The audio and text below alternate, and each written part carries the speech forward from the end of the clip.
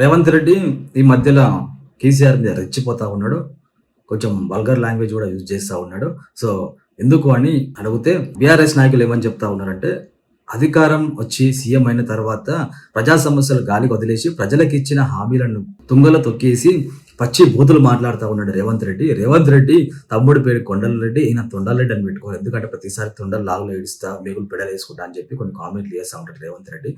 So, పరుషంగా మాట్లాడుతూ ఉంటాడు. దానికి బీఆర్ఎస్ నాయకులు ఏమంటున్నారంటే, అసలుకు రేవంత్ రెడ్డి స్పీచ్ ఇస్తే బూతులు, బూతులు సీఎం బూతులు రేవంత్ రెడ్డి అని చెప్పి చెప్తా ఉన్నారు. అసలు తెలంగాణ సమాజానికి ఈ బూతులు అలవాటు చేసిందే కేసీఆర్. ఎంత అవమానకరంగా మాట్లాడినాడు గతంలో కేసీఆర్. చాలా ప్రెస్ మీట్లలో చూసినాం. జర్నలిస్టులు ముందర కూర్చుంటే, ఏ రాహుల్ ఊకవయ్య, అసలు వెతకారంగా ఒక అవమాన రీతిగా మీడియా ప్రజలంతా చూస్తా ఉన్నారు. అసెంబ్లీలను తెలియకుండా పంచేయడం, వెతకారంగా మాట్లాడడం, అవమానకరంగా మాట్లాడడం, అసలు బూత్ లాంగ్వేజ్ తెలంగాణ సమాజానికి అలవాటు చేసిందే కేసీఆర్. సో, రేవంత్ రెడ్డి కూడా పదే పదే ఈ లాంగ్వేజ్ ఎందుకు చూసాడంటే, అతనికి ఏం మాట్లాడేం సరదా ఏం కాదు. సో, అతను కూడా పల్లెటూరు వచ్చిన వ్యక్తే. కానీ ఈ బీఆర్ఎస్ నాయకులకి ఏ విధంగా చెప్తే అర్థమవుతుంది. సో, గతంలో కేసీఆర్ కూడా ఎందుకు ఇష్టపడ్డారు? కేసీఆర్ ప్రెస్ మీట్ పెడితే ప్రజలంతా వెయ్యి కలతో ఎందుకు చూస్తారంటే, అతను వేసే చెలక్తులకి, అతను పంచ డైలాగులకి, అతను మాట్లాడే మాటలకి, బూత్ మాట్లాడాలి అట్లాంటి డైలాగులకి అట్రాక్ట్ అవుతారు జనం అనమాట. సో, ప్రజలకి ఏదో బాగా కనెక్ట్ అవుతా ఉన్నారు ఇట్లాంటి లాంగ్వేజ్కి. సో, రేవంత్ రెడ్డి కూడా అదే విధంగా మాట్లాడితే ప్రజల నుంచి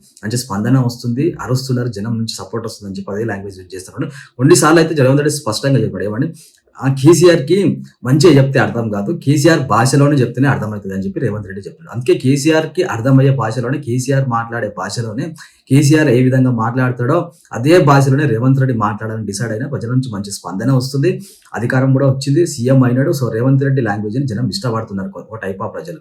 ఇలా బూతులాగా కనిపిస్తా ఉంది. సో, మన గతంలో కేసీఆర్ కూడా మాట్లాడేటప్పుడు అవమానకరంగా మాట్లాడినప్పుడు ఈ బీఆర్ఎస్ నాయకులు కేసీఆర్ ని కంట్రోల్ చేసి ఉంటే రేవంత్ రెడ్డి విధంగా ఇట్లా మాట్లాడేటట్టు కాదు కదా. సో, అలవాటు చేసితే ఈ బీఆర్ఎస్ పార్టీ నాయకులు. కేటీఆర్ మాట్లాడా బూతులు, రేవంత్ రెడ్డి ఏ విధంగా మాట్లాడితే ఎంత నీచంగా మాట్లాడతాడు, హౌలేగాడు అంటాడు, హరి అంటాడు, తోరే అంటాడు. హరీష్ రావు మాట్లాడా బూతులు, అలా పార్టీలో ఉన్న జగదీష్ రెడ్డి మాట్లాడా, ఎవడు మాట్లాడు, బాలకసుమర్ ఎంత గలీజ్గా మాట్లాడిన ఒకనొక టైంలో, గువల బాలరాజ్ ఎంత గలీజ్గా మాట్లాడిన ఒకనొక టైంలో అధికారంలో ఉన్నప్పుడు. పట్టుకొచ్చి ఈడ్చుకొస్తాం, మేగులు పెడలేసుకుంటాం అనే లాంగ్వేజ్ చూసింది బీఆర్ఎస్ పార్టీ నాయకులే గతంలోనే. సో, గతంలో మర్చిపోయినారేమో బీఆర్ఎస్ అధికారంలో ఉన్నప్పుడు మదం ఎక్కింది కదా, అప్పుడు ఏం మాట్లాడినా గుర్తుకు రాలేదు కదా, ప్రజలందుకే బండగీసి కొట్టి అధికారాన్ని దూరం చేశారు. ఇప్పుడు రేవంత్ రెడ్డి మాట్లాడితే వీళ్ళకి ఏదో బాధ కలుగుతుందంట. సో, రేవంత్ రెడ్డి మాట్లాడింది తప్పి 100% తప్పు. ఎందుకంటే చిన్న పిల్లలు చూస్తుంటారు, యువత చూస్తుంటారు, ఇట్లాంటి లాంగ్వేజ్ ఎవరు ఇష్టపడరు. అని రేవంత్ రెడ్డి కూడా ఏమర్థమైపోయిందంటే, కేసీఆర్ని టార్గెట్ చేయాలంటే కేసీఆర్కి అర్థమయ్యే రీతిలోనే చెప్పాలి కాబట్టి అదే లాంగ్వేజ్ యూజ్ చేస్తూ ఉన్నాడు. సో, బీఆర్ఎస్ పార్టీ నాయకులకు మాట్లాడే అర్హత లేదు రేవంత్ రెడ్డి లాంగ్వేజ్ గురించి. సో, వేరే పార్టీ నాయకులు ప్రశ్నిస్తే ఒక అర్థం ఉంటుంది. ఎందుకంటే బీజేపీ అయినా, జనసేన అయినా, సిపిఐ అయినా, మిగతా పార్టీలు ఎవరు ఈ విధంగా లాంగ్వేజ్ ఎవరు యూజ్ చేయలేదు. ఓన్లీ బీఆర్ఎస్ మాత్రమే యూజ్ చేసింది. దాని కౌంటర్గా రేవంత్ రెడ్డి యూజ్ చేస్తున్నాడు. సో, కాంగ్రెస్ పార్టీలో కూడా మిగతా నాయకులు ఎవరు ఇట్లాంటి లాంగ్వేజ్ యూజ్ చేయరు. జానారెడ్డి అయితే నేను, కొమ్మటిరెడ్డి వెంకటరెడ్డి, సో సీనియర్ శ్రీధర్ బాబు, బల్లుపట్టి విక్రమార్క, రేవంత్ రెడ్డి ఒక్కడే ఎందుకు ఈ విధంగా మాట్లాడుతూ ఉన్నాడంటే, కేసీఆర్కి అర్థమయ్యే భాషలో కేటీఆర్కి ఈ విధంగానే మాట్లాడాలి. ఇలా ఈ విధంగానే మాట్లాడితే, ఇలా అహంకారం, ఇలా పొగరు తగ్గించాలంటే ఈ విధంగానే మాట్లాడాలి. అప్పుడైనా కొంచెమైనా వీళ్ళు తగ్గుతారు. లేకపోతే మంచిగా మాట్లాడితే వీళ్ళు వినరు అనే స్టేజ్లో రేవంత్ రెడ్డి ఉన్నాడు కాబట్టి, సో వాళ్ళకి అర్థమయ్యే భాషలో రేవంత్ రెడ్డి చెప్తా ఉన్నాడు. సో, ఏది ఏమైనా రేవంత్ రెడ్డి లాంగ్వేజ్ కరెక్ట్ కాదు.